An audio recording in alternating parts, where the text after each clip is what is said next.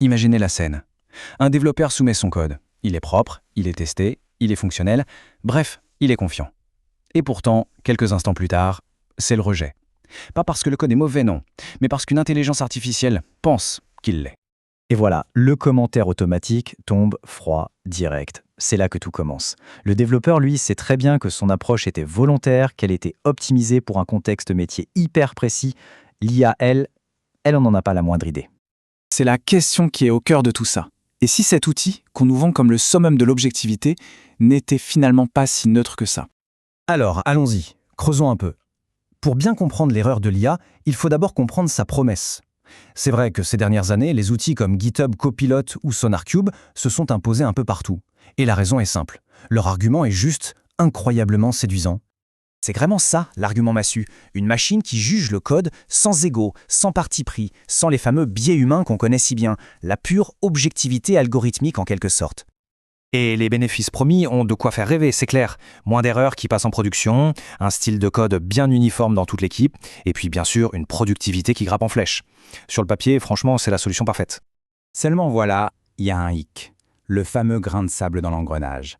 C'est qu'aucune IA n'est neutre. Pourquoi ? Eh bien parce que toute intelligence artificielle est le miroir des données sur lesquelles elle a été entraînée, et donc des choix de ses concepteurs.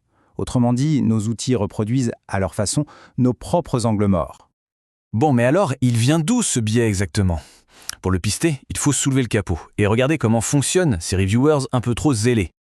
Ces biais, ils ne sortent pas de nulle part. En fait, ils naissent de 3 failles assez fondamentales dans la conception même de ces outils. On va voir ensemble comment l'erreur s'infiltre tranquillement à chaque étape.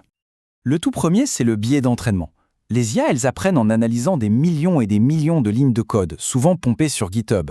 Le problème, c'est que la grande majorité de ce code vient de développeurs occidentaux qui parlent anglais et qui suivent des conventions bien précises.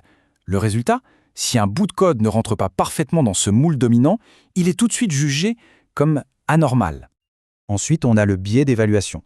Il faut bien comprendre que l'IA n'est pas une experte en qualité de code, c'est une experte en popularité.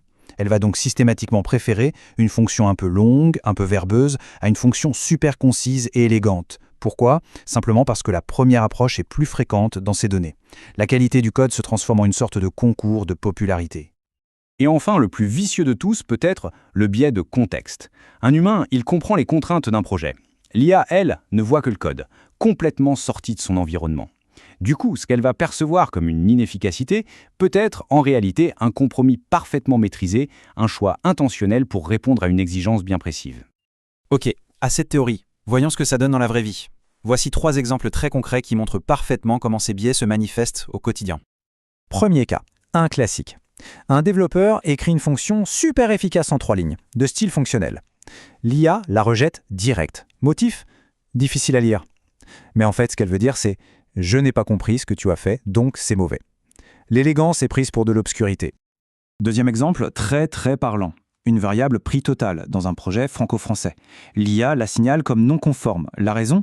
Elle a appris dans ses données que le bon code, il est en anglais. Le nom est parfaitement clair et localisé, mais pour la machine, c'est une erreur. Troisième cas, le manque total de contexte. Un reviewer automatique bloque une modification parce qu'il contient le mot blacklist pour gérer une liste d'adresses IP. La machine est incapable de comprendre l'intention technique derrière. Tout ce qu'elle voit, c'est un mot-clé qu'elle a été programmée pour signaler. Résultat, un faux positif. Tous ces biais, ce ne sont pas juste des petites anecdotes agaçantes. Non, petit à petit, ils créent un problème bien plus profond.